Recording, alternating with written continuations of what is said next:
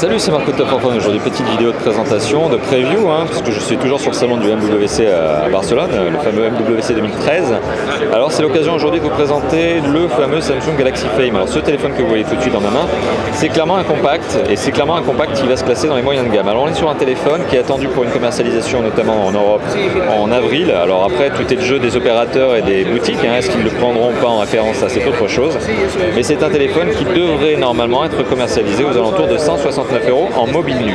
Alors qu'est-ce que je peux vous dire au sujet de ce téléphone? Alors vous l'avez vu, c'est un compact, on a déjà les dimensions qui sont indiquées sur cette petite fiche technique. On est sur un téléphone qui fait 11,3 cm de haut, qui fait 6,1 cm de large et qui fait 1,1 cm d'épaisseur, un tout petit peu plus. Alors on est sur un téléphone qui reprend typiquement le code stylistique Samsung, on est notamment sur du blanc, du grand blanc verni sur le dos, un pourtour chromé, voilà, c'est vraiment la touche stylistique Samsung habituelle, c'est le style Galaxy finalement, c'est du Galaxy S3 en miniature. Alors on a un écran principal de 3,5 pouces sur la face avant, bien sûr, écran frontal, face avant, voilà, je suis un peu redondant dans ce que je suis en train de dire. Donc écran de 3,5 pouces, ça fait 8,8 cm de diagonale. Alors c'est une résolution HVGA qui est dessus, c'est un TFT, c'est pas un Super AMOLED, on est sur un entrée de gamme, je le rappelle. Alors en termes de processeur, on est sur un processeur 1 GHz épaulé par 512 MO de RAM, c'est un petit peu moins que le Young qui lui a 768 MO de RAM, mais après, pour le reste, on est sur un téléphone qui est plus performant que le Young justement, que je vous ai présenté aussi en preview. Alors on est sur un téléphone qui possède, alors c'est surtout ça, un capteur photo de 5 mégapixels avec flash LED. Bon, c'est 5 mégapixels, c'est gentil quoi, ça prend pas des super photos je pense. On en reparlera notamment à l'occasion d'un test, mais faut pas s'attendre non plus à une qualité photo exceptionnelle. Mais voilà, c'est un 5 mégapixels avec flash LED.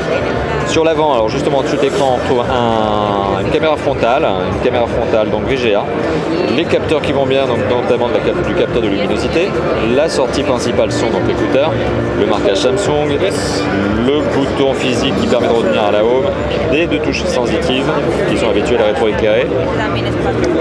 À l'arrière, on retrouve donc le capteur photo, le flash LED comme je l'ai évoqué, le marquage Samsung, le fameux haut-parleur, et voilà. Et en dessous, alors on retrouve le micro USB et l'entrée micro primaire. Sur le côté gauche du mobile, le fameux classique bouton de volume plus-moins. Au-dessus, le jack 3.5. Sur le côté droit, le bouton on-off. Et voilà, on est donc sur un design, voilà, on n'est pas déstabilisé. Alors en termes de système d'exploitation, on est sur un Android 4.1.2, on est sur du Jelly Bean, et on est sur du Jelly Bean qui est surcouché avec du TouchWiz, le grand classique chez Samsung.